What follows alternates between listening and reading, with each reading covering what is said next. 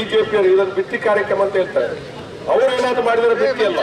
ನಾನು ಸೈಕಲ್ ಕೊಟ್ಟಿದ್ದೇನೆ, ಸೀರೆ ಕೊಟ್ಟಿದ್ದೇನೆ ಅಂತ ಯಡಿಯೂರಪ್ಪ ಹೇಳ್ತಿದ್ದಾರಲ್ಲ, ನಾನು ಸೀರೆ ಕೊಟ್ಟಿದ್ದೇನೆ, ಸೈಕಲ್ ಕೊಟ್ಟಿದ್ದೇನೆ, ಅದು ಕೂಡ ಕೊಟ್ಟು ಸೈಕಲ್. ಅದು ಈಗ ಎಲ್ಲಿದೆ ಅಂತ ಕಳೆದ ಅವಧಿಯಲ್ಲಿ ಅಧಿಕಾರ ಬಂದ ಮೇಲೆ ಅದನ್ನು ಸರಿಯಾದ ರೀತಿಯಲ್ಲಿ ವಿತರಣೆ ಮಾಡತಕ್ಕಂಥ ಸೈಕಲ್ ಧಿಕ್ಕಾರ.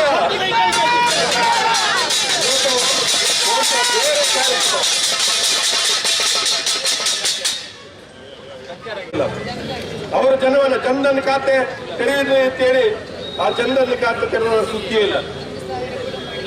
ಇವತ್ತು ಹೇಳ್ತಾರೆ ನಾವೇನು ವಿದೇಶದ 15,000 ಲಕ್ಷ ಕೊಟ್ಟಿಲ್ಲ, ಕೊಡ್ತೇವೆ ಅಂತ ಹೇಳಿಲ್ಲ ಅಂತ ಹೇಳುವಂತ ಮಾತನ್ನು ಬಹುಶಃ ಹೇಳ್ತಾರೆ. ಆದ್ರೆ ಒಂದು ವಿಚಾರ ನೀವು ಕೇಳಿದ್ರಿ ತಿಳ್ಕೊಂಡಿದ್ದೀರಿ. ಅವ್ರು ಹೇಳಿದ್ದಾರೆ ವಿದೇಶದ ಕಪ್ಪು ಹಣ ಸಾಕಷ್ಟು ಇದೆ, ಅದನ್ನು ತರಿಸುವಲ್ಲಿ ಈ ಸರ್ಕಾರ ವಿಫಲವಾಗಿದೆ, ಕಾಂಗ್ರೆಸ್ ಸರ್ಕಾರ. ನಾವೆಲ್ಲ ಬಂದ ಮೇಲೆ ಅಲ್ಲಿಂದೆಲ್ಲ ಕಪ್ಪು ಹಣವನ್ನು ತರ್ತೇವೆ, ತಂದ್ರೆ ಪ್ರತಿಯೊಬ್ಬರ ಅಕೌಂಟಿಗೆ 15 ಲಕ್ಷ ಆಗಿ ಸಿಗುತ್ತೆ ಅಂತ ಹೇಳಿದ್ರೆ ಕೊಡುತ್ತೆ ಅಂತ ಹೇಳುವುದು ಎರಡು ಒಂದೇ.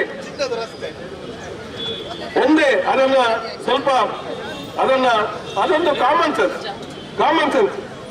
ನಾವು ಅದನ್ನ ತರ್ತೀವಿ ಅಂತ ಹೇಳಿ ನನಗೆ ಒಂದು ವಿಚಾರವನ್ನು ಅವರು ಹೇಳ್ಬೇಕು. ಬಿಜೆಪಿಯ ಗುಂಡು ನಾಯಕರೇ, ನಿಮ್ಮ ಉತ್ತರವನ್ನು ನಾವು ಕೇಳ್ತಾ ಇದ್ದೇವೆ.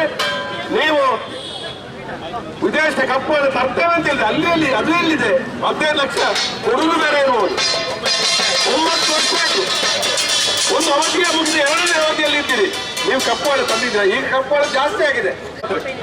ನೀವು ಹೇಳುವಂತ ಪ್ರಕಾರವಾಗಿ ಏನೇನಿಗೆ ಹೋಗ್ತೀರ ಅಂತ ಹೇಳ್ತಕ್ಕಂಥ ಮಾತನ್ನು ಹೇಳ್ತಕ್ಕಂಥವ್ರು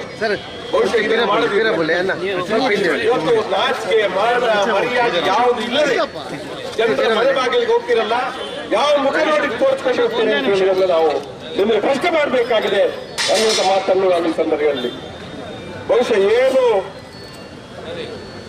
ನಮ್ಮ ಪ್ರಣಾಳಿಕೆ ಭರವಸೆ ಇಟ್ಟಿದ್ದೇವೆ. ರಾಜ್ಯದ ಮುಖ್ಯಮಂತ್ರಿಯಾಗಿ ಸಿದ್ದರಾಮಯ್ಯ ಇದ್ದಾಗ ನಾವು ಬಜೆಟ್ ಸಿದ್ಧತೆ ಮಾಡುವಾಗ ಅವರು ಪುಸ್ತಕವನ್ನು ಎದುರಿಟ್ಟು ಟಿಕ್ ಮಾಡಿದ್ರು.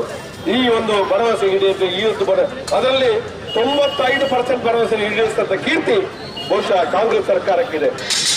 ಬಿಜೆಪಿ ಸರ್ಕಾರದ ಅವಧಿಯಲ್ಲಿ ಪ್ರಣಾಳಿಕೆಯಲ್ಲಿ ಭರವಸೆ ಮಾತ್ರ ಅದು ಈಡೇರಿಸ 10% ಮಾತ್ರ ಅವರು ಭರವಸೆ ಈಡೇರಿಸಿದ್ದು. ಮತ್ತೆ ಉಳಿದೆಲ್ಲ ಅದು ಪ್ರಣಾಳಿಕೆಯಲ್ಲಿ ಮಾತ್ರ ಬಾಕಿಯಾಗಿದೆ.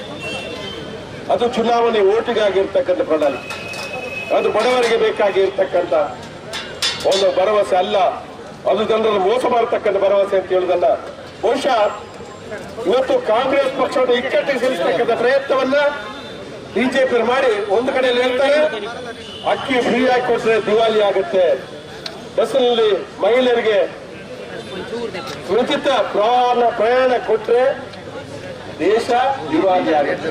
ಮತ್ತೊಂದು ಕಡೆ ಹೇಳ್ತಾರೆ ನೀವು ಖಾಸಗಿ ಬಸ್ನಲ್ಲಿ ಕೊಡಿ, ಮತ್ತೊಂದು ಕಡೆ ಹೇಳ್ತಾರೆ ನೀವು 5 kg 10 kg ಕೊಡ್ಬೇಕು, ಅದಕ್ಕೆ ಸೇರಿಸಿ ಕೊಡಬಾರ್ದು. ಬಹುಶಃ ಅವರ ನೀತಿಯನ್ನು ನಾವು ಅರ್ಥ ಮಾಡಬೇಕು. ಅವರು ಕಾಂಗ್ರೆಸ್ ಪಕ್ಷ ಇಕ್ಕಟ್ಟಿಗೆ ಸಿಲಿಸಲಿಕ್ಕೆ ಇದನ್ನೆಲ್ಲ ಈ ಷಡ್ಯಂತ್ರವನ್ನು ಮಾಡ್ತಾ ಇದ್ದಾರೆ. ಷಡ್ಯಂತ್ರ ಇದೊಂದು ಬಹಳ ದೊಡ್ಡ ಪಿತೂರಿ ಇದರಲ್ಲಿದೆ, ಇದರಲ್ಲಿ ದೊಡ್ಡ ಷಡ್ಯಂತ್ರ ಅಡಗಿದೆ ಅನ್ನುವಂಥದ್ದು ನಾವು ಅರ್ಥ ಮಾಡಬೇಕಾಗಿ ಪ್ರತಿಯೊಬ್ಬ ನಾಗರಿಕರು ನೀವೇನ ಯಾರು ಅಕ್ಕಿ ಬೇಕು ಅಂತ ಬಯಸ್ತಕ್ಕಂಥ ಅಕ್ಕಿ ಬೇಡ ಅಂತ ಹೇಳಿದವರಿಗೆ ಅವ್ರಿಗೆ ಅರ್ಜಿ ಹಾಕ್ಬೇಕಾಗಿಲ್ಲ. ಅವರು ಅಕ್ಕಿ ಬೇಡ ಅಂತ ಹೇಳಿದ್ರು ಅವರು ಅರ್ಜಿ ಹಾಕೋದು ಬೇಡ.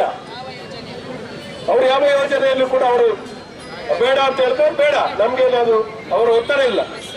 ಆದ್ರೆ ಯಾರು ಪಾಪದವರು, ಬಡವರು, ದುರ್ಬಲರು, ದೀನದಲಿತರು, ಸಾಮಾಜಿಕ ನ್ಯಾಯದ ವಂಚಿತ ಸಮಾಜದಲ್ಲಿ ಬಡವರು ಯಾರಿದ್ದಾರೆ ಅವರ ಕಾರ್ಯಕ್ರಮಕ್ಕೆ ನೀವು ಅಡ್ಡಕಾಲ ಹಾಕ್ಬೇಕು, ಅದಕ್ಕೆ ಕಲ್ಲು ಹಾಕ್ಬೇಕು. ಅನ್ನಕ್ಕೆ ನೀವು ಕಲ್ಲು ಹಾಕ್ಬೇಡಿ, ನೀವು ಅವರ ಹೊಟ್ಟೆಗೆ ಹೊಡಿಬೇಡಿ. ಬಡವರ ಶಾಪ ನಿಮ್ಗೆ ತಟ್ಟುತ್ತೆ ಅನ್ನುವಂಥ ಮಾತನ್ನು ಕೂಡ ನಾನು ಈ ಸಂದರ್ಭ ಹೇಳ್ತಾ, ಈ ಕಾರ್ಯಕ್ರಮ ಬಹುಶಃ ಬಡವರಿಗೆ ಬೇಕಾಗಿ ಮಾಡಿರ್ತಕ್ಕಂಥ ಕಾರ್ಯಕ್ರಮ, ಹೊಟ್ಟೆ ಪೂರ್ತಿ ಉಂಡಂತ ಶ್ರೀಮಂತರಿಗೆ ಈ ಕಾರ್ಯಕ್ರಮ ಅಲ್ಲ. ಇವತ್ತು ಬಂಡವಾಳಶಾಹಿಗಳು ಶ್ರೀಮಂತರು ಸೇರಿ ಈ ಕಾರ್ಯಕ್ರಮವನ್ನ ಕೆಡಿಸುವಂತಹ ಪ್ರಯತ್ನವನ್ನು ಮಾಡ್ತಾರೆ. ಈ ಸಮಾಜದಲ್ಲಿರ್ತಕ್ಕ ಪ್ರತಿಯೊಬ್ಬ ಬಡವರು, ಪ್ರತಿಯೊಬ್ಬ ನಾಗರಿಕರು, ಪ್ರತಿಯೊಬ್ಬ ಸಮಾಜಕ್ಕೆ ಸೇರಿರ್ತಕ್ಕಂಥ ಬಡವರ ಕಾರ್ಯಕ್ರಮ ಯಥಾವತ್ತಾಗಿ ಜಾರಿಯಾಗಲಿಕ್ಕೆ ನಿಮ್ಮ ಒಂದು ಸಕಲವಾದ ಬೆಂಬಲ ಈ ಕಾರ್ಯಕ್ರಮ ಬೇಕು ಅಂತೇಳಿ ನಾವು ಜನರಲ್ಲಿ ಪ್ರಾರ್ಥನೆ ಮಾಡಿಕೊಂಡು ಇವತ್ತು ಜನರ ಗಮನವನ್ನ ಈ ಕಡೆ ತಿರುಗಿಸ್ತಕ್ಕಂಥ ಪ್ರಯತ್ನ. ಇವತ್ತು ಬಟ್ಟೆ ಪದ್ಧತಿ ಅಂಕಲ್ ಪ್ರಸ್ತಾವ ಇವತ್ತು ತಟ್ಟೆ ಹಿಡಿದು ಪ್ರತಿಭಟನೆ. ಅಪ್ಪಿ ಅವರು ಜೋಳಿಗೆ ನೆಟ್ಟು ಅಕ್ಕಿಯನ್ನ ಬೇಡುವಂತ ಕಾರ್ಯಕ್ರಮ ಮಾಡಿ ಈ ತಟ್ಟೆ ಇತ್ತು. ಬಹುಶಃ ನಾನು ಒಂದು ನೆನಪು ಮಾಡಬೇಕು. ನನ್ನ ಇದು ವಿಚಾರ, ಕಲ್ಲಡ್ಕದ ಶಾಲೆಗೆ ಕೊಲ್ಲೂರಿನಿಂದ ಅಕ್ಕಿಯನ್ನು ನಿಲ್ಲಿಸ್ತಾರೆ ಅಂತೆಲ್ಲ ಅಪಪ್ರಚಾರ ಮಾಡಿದ್ರು. ಚುನಾವಣೆಯಲ್ಲಿ ಗೆದ್ರು. ಬಹುಶಃ ಅದನ್ನೇ ಹಿಡಿಕೊಂಡು ಇವತ್ತು ಕೂಡ ಮಾತಾಡ್ತಾರೆ. ಆದ್ರೆ ಒಂದು ವಿಷಯ ಏನಂದ್ರೆ, ಒಂದು ಹಿಡಿ ಅಕ್ಕಿಯನ್ನು ಕೂಡ ನಾವು ನಿಲ್ಲಿಸಿಲ್ಲ. ಒಂದು ಹಿಡಿ ಅಕ್ಕಿಯನ್ನು ಕೂಡ ನಾವು ನಿಲ್ಲಿಸಿಲ್ಲ. ನಾವು ಪ್ರತಿ ತಿಂಗಳಲ್ಲಿ 4 ಲಕ್ಷ ರೂಪಾಯಿ ಚೆಕ್ಕಿನ ಮೂಲಕ ಬರೋ ಅದು ಯಾವ ಕಾರ್ಯಕ್ರಮ ಹೋಗುತ್ತೆ?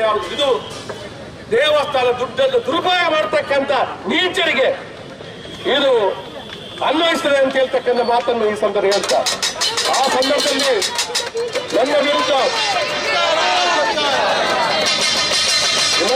ಸತ್ತೆಯನ್ನ ಪಾಲಿಸಿ ಪ್ರತಿಭಟನೆ ಬಂಟವಾಳ ಮಾಡಿದ್ದಾರೆ. ಇವತ್ತು ಈ ಅನ್ನಕ್ಕೆ ನೈಜವಾಗಿ ಅದು ಅನ್ನಕ್ಕೆ ನಾವು ಕಲ್ಲು ಹಾಕದ ಕಾರ್ಯಕ್ರಮ, ಜನರಿಗೆ ಅಪಪ್ರಚಾರ ಮಾಡುವ ಮೂಲಕ ಕಾರ್ಯಕ್ರಮ ಮಾಡಿದ್ರೆ, ಇವತ್ತು ನಿಜವಾಗಿ ಕಣ್ಣು ಹಾಕದಂತ ಕಾರ್ಯಕ್ರಮಕ್ಕೆ ನಾವು ಈ ಸತ್ತೆಯನ್ನು ಹಿಡಿದು ಅದನ್ನು ಬಾರಿಸಿ ಸರ್ಕಾರಕ್ಕೆ ಎಚ್ಚರಿಕೆ ಕೊಡ್ತಕ್ಕಂಥ ಈ ಸತ್ತೆಯ ಏನು ನಾವು ಬಾರಿಸ್ತೇವೆ ಅದು ಸರ್ಕಾರ ಗಮನಕ್ಕೆ ಮುಟ್ಟಬೇಕು.